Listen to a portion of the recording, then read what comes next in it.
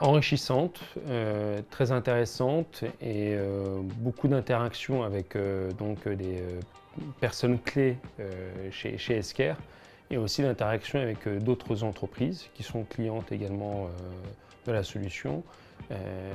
Et surtout, ce qui est hyper intéressant, c'est qu'on n'utilise pas tous de la même manière l'outil et ça permet de voir un petit peu, d'échanger, de comprendre comment est-ce que les uns et les autres en fait utilisent la solution. Cette rencontre fait bénéfique pour nous, autant qu'utilisateurs de la solution Esker, parce que ça nous permet de rencontrer d'autres personnes, d'autres sociétés, donc d'autres expériences, de partager ensemble en fait l'appréhension de l'outil, l'utilisation de l'outil et les best practices des uns et des autres. Et puis ça permet de créer un réseau, quitte à faire une continuité par la suite de contacts pour pouvoir nous entraider justement à bénéficier de ce que Esker offre en termes de prestations au top. Je pense que c'est une excellente idée parce que justement ça fédère les utilisateurs de cette solution et du coup ça crée des interactions, des échanges et en fait de l'entraide. Et du coup, ça crée un groupe entre guillemets soudé par rapport à la solution Esker.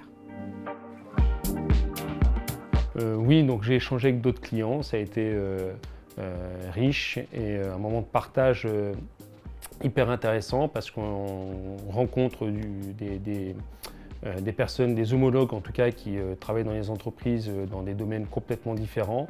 Et ça nous permet finalement de voir aussi, de partager, si moi j'ai une problématique en particulier, de voir comment est-ce que lui il a géré, qu'est-ce qu'il a mis en place en tout cas pour essayer de contourner la problématique. Oui, la solution qui nous a été présentée, surtout concernant donc, les tableaux de bord. C'est vrai que moi, pour ma part, en fait, on a le tableau de bord un peu standard avec quelques compteurs qu'on arrive à customiser.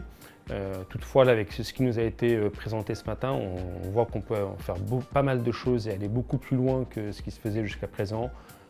Améliorer également de ce que j'ai pu comprendre, mais donc à creuser la présentation dynamique en fait en fonction des périmètres de chaque utilisateur et donc d'éviter d'avoir à recréer à chaque fois des vues avec les filtres qui sont adaptés à chaque vue. Donc je pense qu'il y a pas mal de choses à faire et là c'est un chantier je pense à venir, c'est sous-exploité à un autre niveau en tout cas.